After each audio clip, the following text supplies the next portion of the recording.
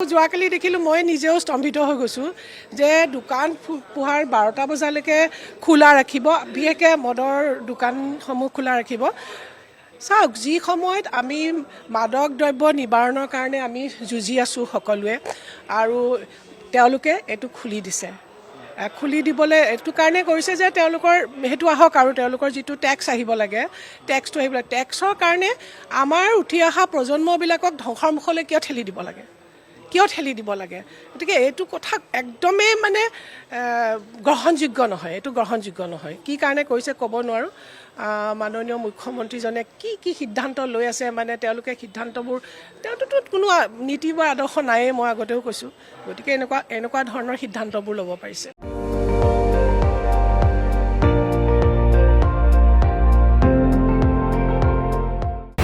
আপুনি চাই আছে ND24, সৰ্বশ্ৰেষ্ঠ নহয়, সৰ্বোত্তমৰ দৌৰ।